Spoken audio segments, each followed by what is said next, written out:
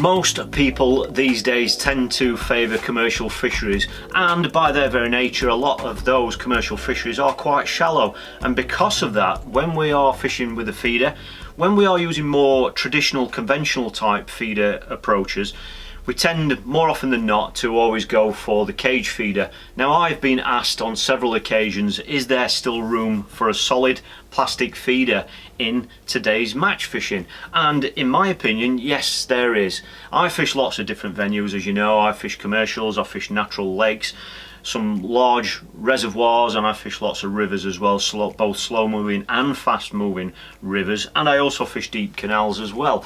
And when I'm faced with those deeper venues, that is when I tend to favour a plastic feeder over a cage feeder. Now, the types of feeders that I'm talking about are these. Now, this is a typical plastic feeder, or a more enclosed feeder if you want to call it that. This is simply referred to as an open-ended feeder, and this is the style of feeder that I would select over lots of the other ones out there for several different reasons, but this is the type of feeder that I tend to favour when I'm faced with deeper water or I need to feed more particles. Now, the other style of enclosed plastic feeder that we could select is the bell feeder. Now, this is a feeder that still a lot of people have not really got to grips with the advantages of this style of feeder, and I use this feeder on lots of natural type venues, certainly if I'm wanting to feed more particles, and I love to use this when I'm speed fishing as well. So if you're fishing at relatively short range for roach and perch, when you're fishing very, very actively where you're feeding particles, then this is a great feeder for that. Now, the reason why I would select these feeders over cage feeders, one of them is relating to the depth. We all know that a cage feeder empties really, really quickly, and you know that is obviously one of the advantages of a cage feeder. So that's why we would select this style of feeder over the plastic feeders if we want to fish nice and active, and if we want the feeder to empty quickly. As you can see, the water can get to the ground bait really, really easily with a feeder like this. This is a side-weighted Matrix wire cage feeder, and the actual wire cage is really quite thin, so that means that the water can get to the ground bait really quickly, and as you can see, that's broken down in a matter of 10-15 seconds, and that's completely broken down now. Now, there are occasions when you're faced with deep water when you don't want that to happen. On some venues I fish, it can be 20 to 30 seconds deep. That's how long it takes for the feeder to hit the bottom, so that's when you need to protect the actual ground bait, otherwise you run a very strong risk of the feeder actually being empty when it reaches the lake bed where you plan on fishing, and your baits come out on the way down, and that can lead to all sorts of problems. It's obviously spreading your bait all over the place, and it also means that fish that are up in the water can pick off that bait as it's going down, so there's no reason for those fish to go down onto the bottom where your hook bait is. So that's when you need to try and encourage that bait to actually only exit the feeder once it's actually on the bottom. Now, if I get this feeder here and put a few maggots in here, we'll keep it relatively realistic, okay, so I've just got a few maggots in there, and then all you do with this style of feeder is just cap it off.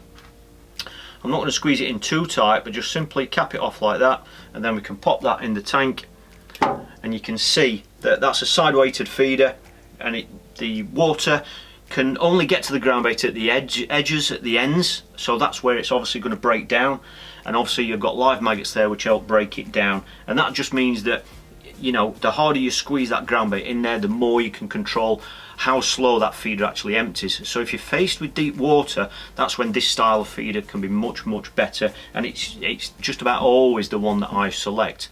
Now, it's also good when you're fishing on fast flowing rivers as well. When you're feeder fishing on fast flowing rivers, you want your bait to be actually on the bottom. You know, you don't want the fish, the feed and the fish up in the air. You want the feeder down on the deck. So a feeder like this is only going to empty once it's actually down on the riverbed. Okay. Now, the features with this particular feeder, I was incredibly surprised when I first used this particular feeder, purely because one of the things that caught me off guard was the style of the feeder and the way that it's been designed. One of the, you know, there are lots of side-weighted feeders out there, but the reason why this one casts so well is obviously because of the design of the weight to the diameter ratio is great, so that will always help. All right, we've got a built-in swivel which means obviously it's built in, it's nice and neat, which is great for that.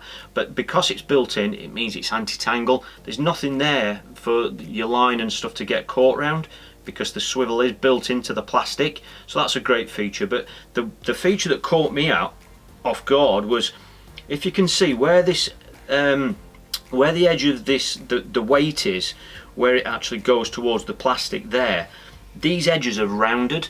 Now that makes a massive difference when you're casting. You know, the feeder goes through the air that way, alright, so it means that these rounded edges just make it a lot more streamlined. There are feeders out there which are great feeders, don't get me wrong, but that angle there is 90 degrees, and it really makes a difference about how that actually catches the wind when you cast the feeder out, certainly if you've got a side wind. So these are really nice and streamlined just because of that one tiny little detail. Now when we're fishing with a bell feeder, this feeder is basically designed as a basket. It's a basket for food. That's simply what it is. So the occasions when I would use this is when I'm feeding maggots, casters. I just want to put more particles through, usually when we're speed fishing, catching lots of fish. Okay, and all you can simply do with this is basically you pop your maggots in there, and then all you do then is just cap it off with ground bait. Just cap that off with ground bait there, and then when that goes in the water, well, you'll see what happens. There we go. The maggots can only come out at the back edge. You know, there's only one opening there. There's a couple of holes there, obviously. These are live maggots, so they will riddle through those holes.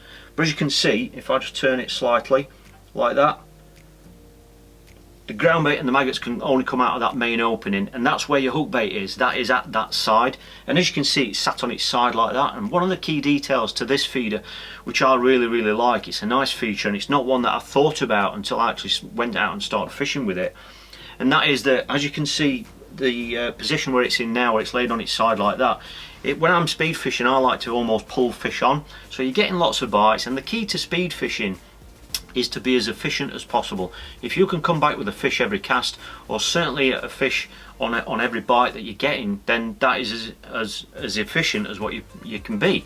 So I like to pull fish on, and by that I mean when I'm getting lots of indications, lots of bites, I don't like to keep striking and striking and striking, because if you miss the bite, the feeder's gone out your peg and you've got to reel in then and then go back out over your feed area. However, if you just pick the rod up, it is something that, you know, obviously you get better at with practice, but you can just pick your rod up a little bit, so you're only moving the feeder a foot or two, so that if you do miss the bite and the fish isn't on, then you can just put the rod back down again and your feeder is still in the feed area, so you have a chance of catching another fish. Alright, so it's just trying to make sure that you're going to come back with a fish every cast. Now with this style of feeder, you find that it moves very easily. So if you are going to move the feeder along the bottom, lots of people like to move the feeder anyway just to try and induce a bite.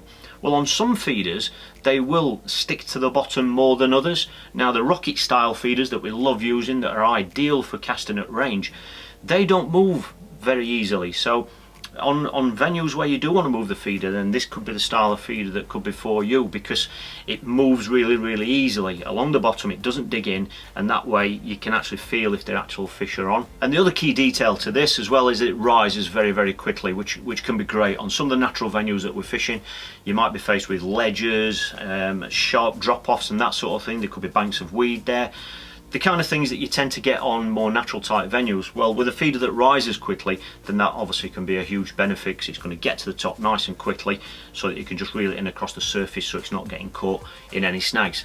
So these are the styles of feeders that I tend to use when I'm faced with slightly deeper water, but I also use them when, you know, even if it's not a really deep venue, if I need to encourage the fish to go down onto the bottom to be where I need to catch them, then these are the styles of feeders that I will select, because it's ensuring that your bait is going to be only exiting the feeder once it's actually down on the bottom. And they can be great if you want to feed more particles. So if you want to feed more live maggots, casters, if you want to feed chopped worm, you know, when you're feeding lots and lots of worm like we are doing on a lot of the venues that we're fishing, certainly when we're bream fishing, then there's only so much chopped worm you can actually put in a fine wide cage feeder, because the more you pack it in, the more it squeezes out of the sides through the holes. And that's when this sort of feeder comes into play, because you can pack the bait in the plastic feeder, it's contained, so it just means that you can feed more baits like that as well. As with anything, you know, these are products that are designed for a specific job, and it's amazing, even at the highest level, how some of the very best anglers in the world amaze themselves how they can suddenly transform their swim or their peg just by changing the style of feeder.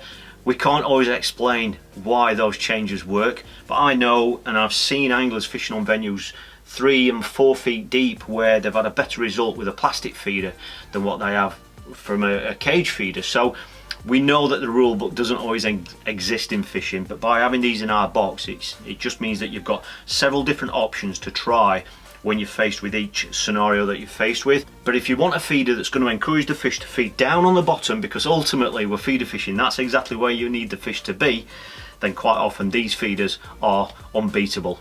Well, I hope you've found this little bit of an insight into these feeders useful. If you have, please give this video a thumbs up and don't forget to hit subscribe. Thanks for watching, and I look forward to seeing you all in the next video.